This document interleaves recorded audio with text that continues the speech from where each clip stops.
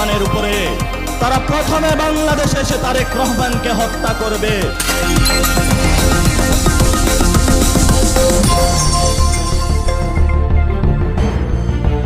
শেখ হাসিনা উকিঝুঁকি করতেছে, আওয়ামী লীগ বিভিন্ন জায়গায় মিছিল নামাচ্ছে।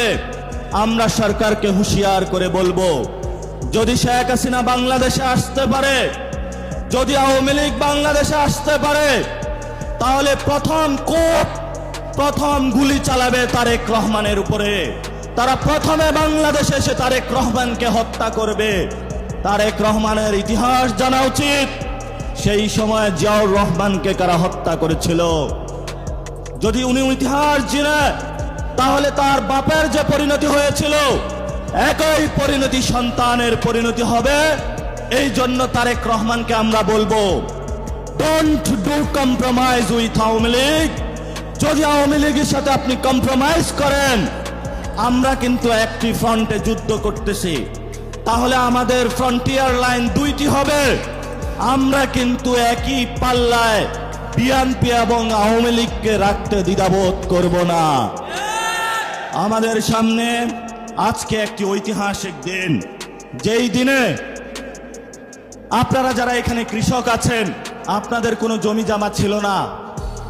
এক মহান ঐতিহাসিক নেতা বাংলাতে আবির্ভূত হয়েছিলেন। উনি আপনাদের জমি জমার ব্যবস্থা করে দিয়েছিলেন চিরস্থায়ী বন্দোবস্ত নিপীড়নের মাধ্যমে বা বিলোপের মাধ্যমে, যেটার মাধ্যমে আপনাদেরকে যখন সন্ধ্যাবেলা হতো, জমিদাররা নিয়ে পিঠে চাবুক বসাতো যে সারাদিনে তুমি কতটুকু ইনকাম করে নিয়ে এসেছিলা। আজকের এই দিনে রাজশাহী থেকে ভারতের বিরুদ্ধে একটি বড় যুদ্ধ ঘোষণা করা হয়েছিল, সেটা কি আপনাদের মনে আছে? আজকে ঐতিহাসিক ফারাক্কা দিবস। এই দিবসে মাওলানা ভাসানী 90-এর অধিক বয়স নিয়ে উনি সেই ভারতের বিরুদ্ধে বলেছিলেন, জলের অধিকার আমি ছাড়বো না, পানির ন্যায্য অধিকার আমি ছাড়বো না। কিন্তু সেই ভাসানীর যে মার্কা ছিল, তা বিএনপি চুরি করে আজকে তারা ভারতের বিরুদ্ধে নতজানু পররাষ্ট্রনীতি অবলম্বন করেছে। যদি তোমরা ভাসানীর মার্কা নিতে পারো, তার নীতিও নিতে হবে, না হলে ভাসানীর মার্কা ফেরত দাও।